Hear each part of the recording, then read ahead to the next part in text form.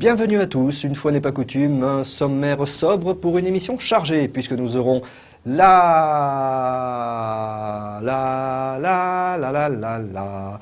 quoi, putain, la critique de Bloodstorm PS3, pardon. On l'a bien celui-là. Oui, mais il y aura aussi le temps perdu, et puis... c'est plus la peine, hein, c'est fichu, c'est fichu.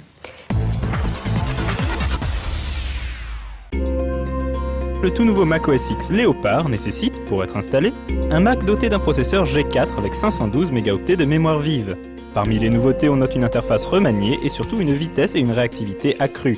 D'autres petites innovations ont été intégrées, telles les spotlights dans LED et recherche dans les menus, qui fonctionnent même avec des applications non Apple.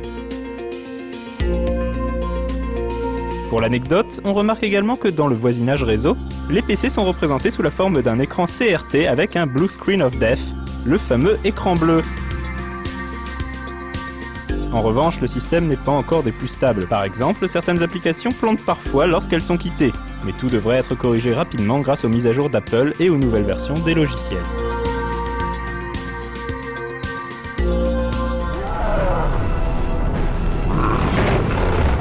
Les quelques 400 000 joueurs qui s'étaient inscrits pour participer à la bêta de Warhammer Online Age of Reckoning devront patienter pour acquérir le jeu dans sa version définitive. La sortie du titre, développé par EA Mythic, a en effet été repoussée au printemps 2008, alors qu'il était prévu pour le début de l'année. Pour rappel, Warhammer Online est un MMORPG qui aura pour particularité d'être principalement axé PVP.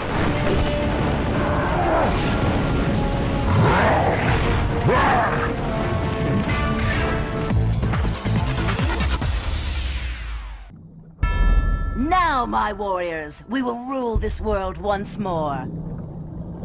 Développé par Chair Entertainment, Undertow est un jeu d'action dont les combats se déroulent sous l'eau. Les graphismes sont très agréables et profitent du moteur Unreal Engine 3. Le mode solo proposera 15 niveaux avec de futures extensions payantes d'ores et déjà en prévision. En multi, les combats seront jouables jusqu'à 16 en ligne. Le titre sortira en fin d'année exclusivement sur le Xbox Live Arcade.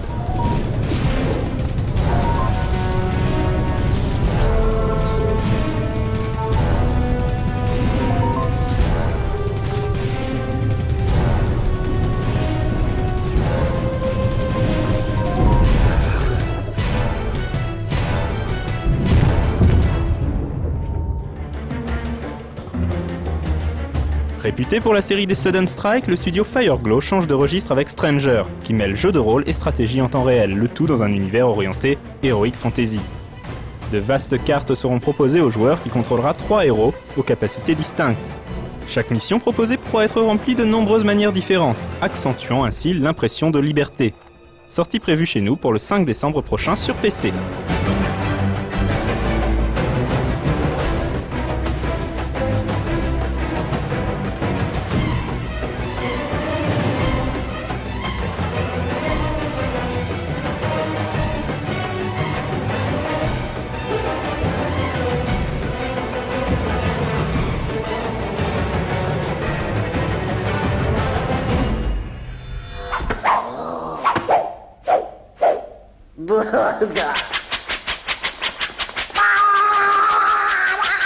Voici une énième vidéo de Rayman contre les lapins encore plus crétins, mais sur DS cette fois-ci.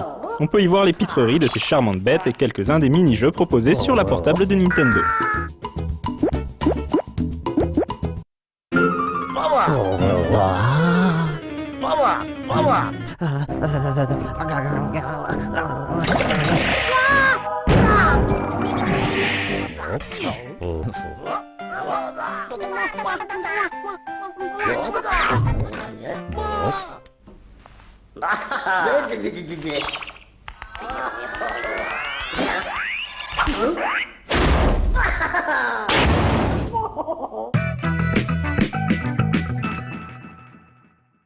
Un 101% quelque peu didactique aujourd'hui, puisque, comme vous le savez peut-être, depuis quelques jours, voire depuis quelques semaines, il y a des petits nouveaux qui nous ont rejoints, les petits nouveaux d'Alice.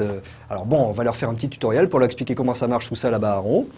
Bon, je sais, vous êtes surpris. Nous, on n'a jamais eu des trucs comme ça, on ne sait pas comment ça marche le logo. Ben, si vous savez toujours pas comment ça marche le logo, je vais vous montrer. Là, vous voyez par exemple, paf, il devient bleu.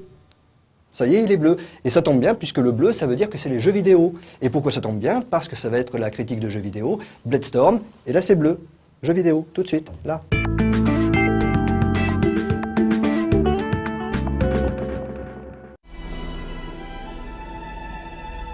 Koei est un éditeur japonais qui raffole des conflits armés historiques.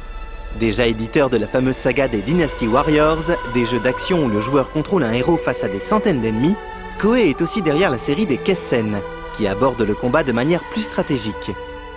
C'est avec ce pédigré que l'éditeur a conçu Blade-Storm, un jeu qui reprend le meilleur de ces deux licences pour proposer un jeu d'action-stratégie et qui se passe en France pendant la guerre de 100 ans. Koei a toujours romancé son traitement de l'histoire ancienne chinoise et japonaise.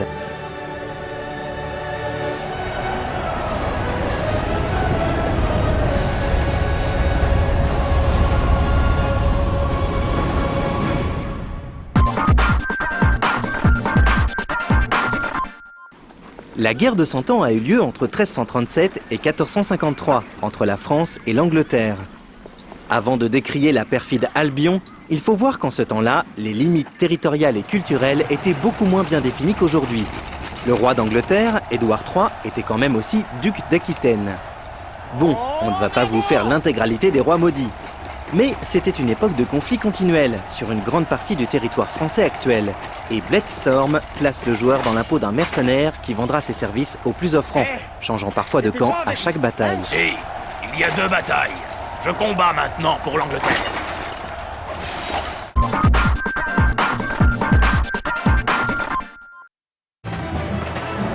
Dans Blade-Storm, le héros prend part directement à la bataille. Mais à l'inverse de Dynasty Warriors, il ne fera pas long feu tout seul. Tout le principe du jeu repose sur la prise de contrôle d'un escadron, qui sera ensuite dirigé stratégiquement contre l'ennemi. Il suffit de s'approcher d'un groupe de lanciers pour en prendre le contrôle et ainsi attaquer à la lance. De chevaliers montés ou d'archers pour changer complètement de stratégie d'attaque. Chaque type d'unité possède une attaque normale, mais aussi des coups spéciaux. Les lanciers peuvent lancer leurs javelots, les archers visaient précisément, les chevaliers chargeaient l'ennemi. Et bien sûr, chaque unité a le dessus sur certaines autres, ce qui fait qu'il faut choisir avec soin suivant la situation. Avant chaque bataille, le joueur doit se préparer dans la taverne, lieu où il peut acquérir de l'équipement, entraîner ses talents, louer des troupes et enfin accepter des missions. Une mission consiste par exemple à capturer une base, représentée par une ville, comme Bayeux en Normandie. Il faut ensuite choisir de quelle base on désirera commencer. Si au premier abord, on se dit qu'il vaut mieux commencer tout à côté de l'objectif, il sera plus malin pour les places fortes d'affaiblir leur soutien en capturant en premier lieu les bases environnantes. Et le joueur se retrouve lancé dans la bataille, dans la campagne française. On prend le commandement d'une escouade et c'est parti! Notons que, comme les places fortes sont définies par les villes, les distances sont assez diminuées par rapport à la réalité. Le challenge est alors de réussir la mission tout en gagnant le plus possible de réputation, d'expérience et de trésors. Ce n'est pas une chose si facile à réaliser au tout début, car si d'un côté il est suicidaire de se lancer avec son seul groupe à l'assaut d'une place forte, le joueur est aussi en constante compétition avec les autres officiers et mercenaires engagés dans le conflit. Il faudra faire mieux que tout le monde pour se distinguer après la bataille. Pour capturer un fort, il suffit d'affaiblir suffisamment ses défenses pour qu'apparaisse sa dernière brigade, menée par le commandant de base. Une fois ce commandant abattu, la capture est réalisée comme dans Dynasty Warriors. Avec tout cela, il faut aussi faire attention au temps écoulé. Une mission prend place sur 1 ou plusieurs jours et la tombée de la nuit arrive assez vite. Il faut donc se presser pour accomplir la tâche en cours afin qu'elle soit prise en compte pour le lendemain, offrant par exemple un nouveau point de départ dans la ville capturée. Des bonus sont heureusement présents pour faciliter la tâche du joueur. Des étendards pourront influer sur la bataille, augmentant temporairement l'armure de l'escouade ou bien instaurant la peur et la confusion dans les rangs ennemis. Le joueur possède aussi une jauge qui se remplit avec le combat. Quand celle-ci se remplit complètement, le mode Blade-Storm est déclenché. Dans ce mode, les attaques spéciales se rechargent beaucoup plus vite et la vitesse est augmentée.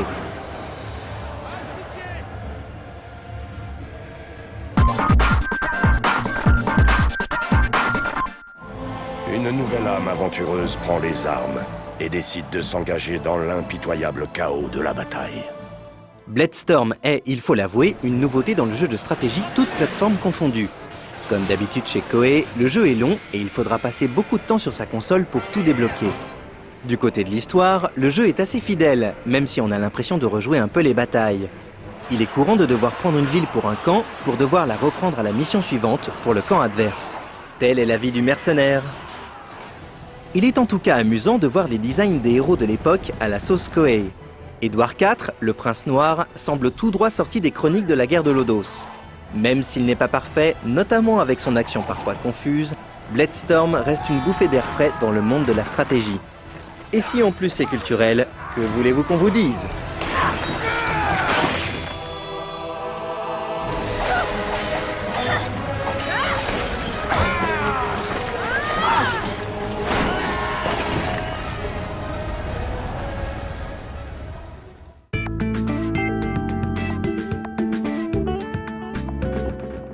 Page 2 du tutoriel, on passe à la musique. Là, vous voyez, si vous avez la musique, c'est un petit peu comme la météo.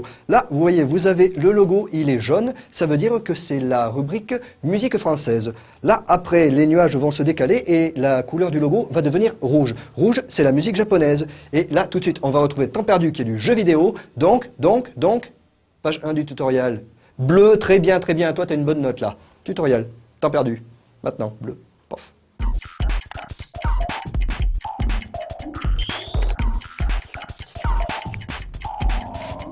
Bonjour, vous avez une PS3 mais pas d'écran HD et vous ne savez donc pas quoi faire durant vos heures supplémentaires.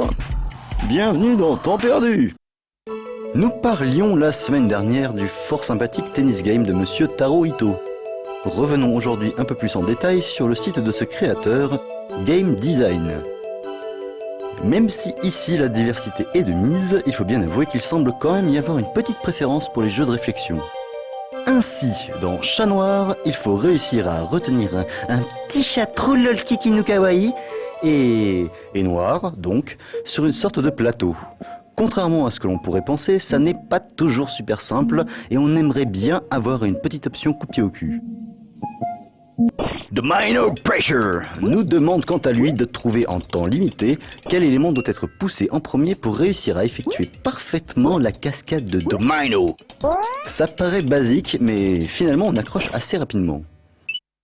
Toujours dans le domaine triturage de méninges, Dice Wars est un jeu de stratégie façon risque et... pas grand chose à dire finalement, c'est bien, jouez-y. School Wars lorgne lui plutôt du côté RTS. On dirige son gang de foulios et on doit occuper le territoire sans bien sûr oublier de ratiboiser les gangs adverses. Mais comme tout bon créateur de jeux online, Taro Ito sait aussi se diversifier. On trouve par exemple une simulation de 100 mètres spéciale cassage de clavier. Comprenez qu'il faut bourriner sur les flèches si on veut faire un bon score. Cockroach Dream est lui la caution bizarre de game design. Voyez plutôt un dormeur victime d'une invasion de cafards. Le but étant, vous l'aurez compris, d'écraser les insectes avant qu'ils ne réveillent le personnage. Étrange, rigolo ou complètement glauque, à chacun de se faire un avis. Mais vous trouverez aussi sur ce pourvoyeur en perte de temps du shoot, de la course, du jeu de cartes, de la plateforme, bref de quoi occuper les 1387 heures supplémentaires pour vous acheter un grille-pain. Et donc n'oubliez pas, pour gagner plus, jouez plus.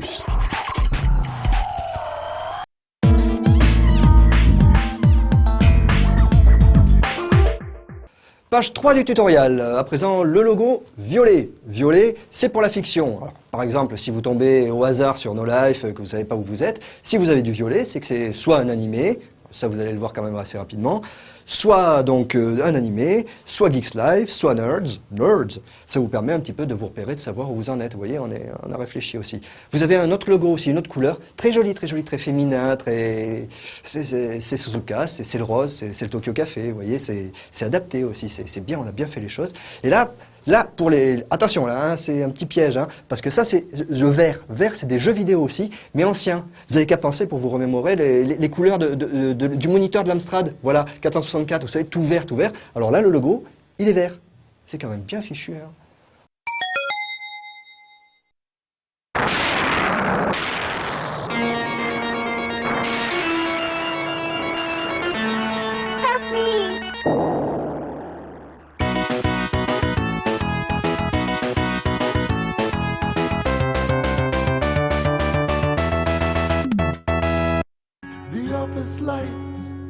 Plus connu pour son simulateur de golf, Lynx, Access Software fut l'un des pionniers du film interactif.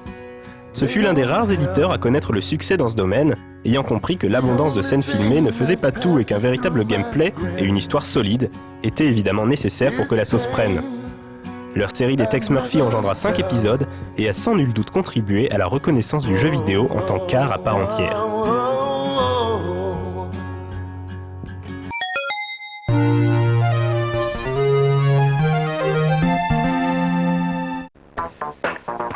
Ce qui avait commencé comme étant un projet de simulateur de vol dans un San Francisco futuriste devint un jeu d'aventure lorsque Access décida de proposer un scénario entre les phases de simulateur. Un peu mal dégrossi sur bien des aspects, notamment à cause de phases de combat injouables, Mean Streets nous fait découvrir le héros de la future saga, Tex Murphy, détective privé loser qui enquête sur la mort mystérieuse du père d'une plantureuse femme fatale. Les personnages sont représentés par des acteurs digitalisés, Tex lui-même ayant les traits du créateur du jeu, Chris Jones, un rôle qu'il conservera dans tous les épisodes qui suivront. C'est également le premier jeu PC à proposer des voix digitalisées.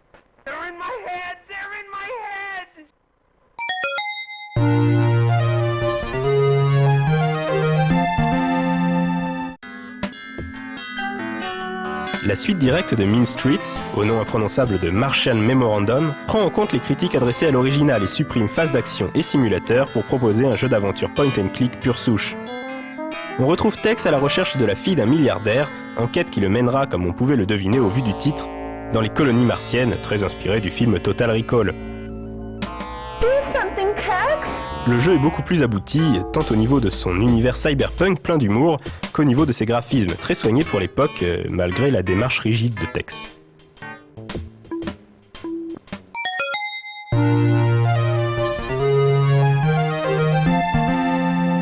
In the moonlight, New San Francisco sparkles like a chunk of cubic zirconia. Le titre qui fit entrer Tex Murphy dans la légende du jeu vidéo fut sa troisième aventure, Under a Killing Moon. 4 CD-ROM pleins à craquer de vidéos viennent illustrer le scénario de ce jeu qui marqua les esprits. Cette fois-ci, Tex se déplace dans un environnement 3D très évolué et le jeu est accessible à tous grâce à un système d'indices bien pensé. Aux prises avec un culte apocalyptique, un virus meurtrier et un tueur polymorphe, le joueur avait fort à faire pour démêler une intrigue pleine de rebondissements. Parmi le casting du jeu, on retrouve notamment Brian Keefe, Margot Kidder et la voix de James Earl Jones. Le jeu n'est toutefois pas exempt de défauts, parmi lesquels un scénario pas toujours très cohérent et des incrustations d'acteurs sur les décors en images de synthèse parfois ratées. Tex Murphy. Well, we're gonna make your trip as comfortable as possible. Nighty night.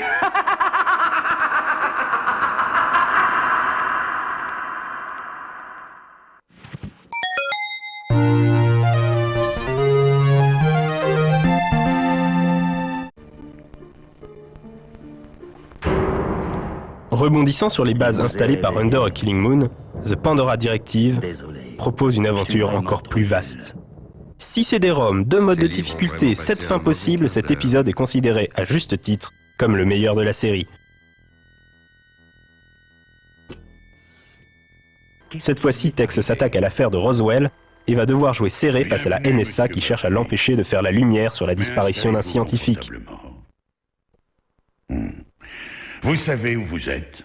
Plus fin graphiquement qu'Under a Killing Moon, mieux construit et plus corsé, le jeu bénéficiait également d'un doublage français très réussi. Combien prenez-vous? Comment ça marche? Je prends $500 par jour. Tex avait ainsi la voix du doubleur d'Arnold Schwarzenegger et on retrouvait également la voix française de Kim Basinger ainsi que Karen Cheryl, c'est Régis Robert qui doit être content. Eh bien, désolé, c'est pas dans ma nature de rester à ne rien faire et de laisser les autres agir à ma place.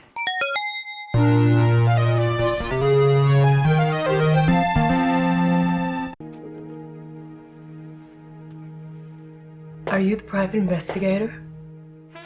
Après le succès de Pandora, Intel confie à Access la réalisation d'un titre visant à promouvoir un nouveau support, le DVD. Avec seulement 9 mois de développement devant eux, Access décide de réaliser un remake du premier titre de la série, Mean Streets, remis au goût du jour graphiquement avec le moteur de Pandora Directive.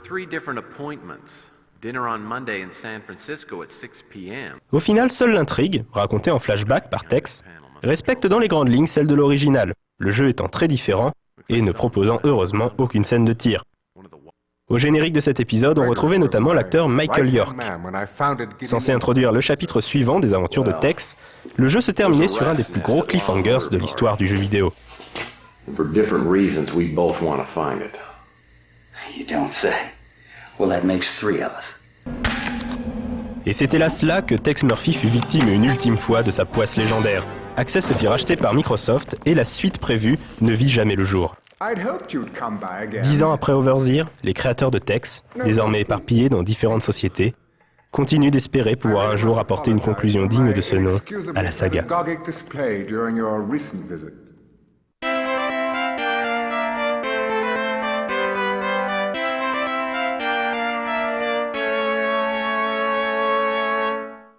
Et c'est déjà la dernière page de ce magnifique tutoriel. Donc là, je vais vous présenter le blanc qui est une couleur très jolie, qui regroupe un petit peu. En fait, c'est les émissions qu'on ne sait pas trop dans quelle catégorie les classer. Donc on a mis un blanc. Vous voyez par exemple 101%, c'est blanc. C'est parce que ça regroupe plein de choses. C'est merveilleux. C'est comme un concentré des spectres de couleurs qui viennent s'agglomérer, qui font du blanc. Et voilà, donc quand vous verrez du blanc, ça veut dire que ça peut être n'importe quoi. Comme 101%, qui est souvent n'importe quoi.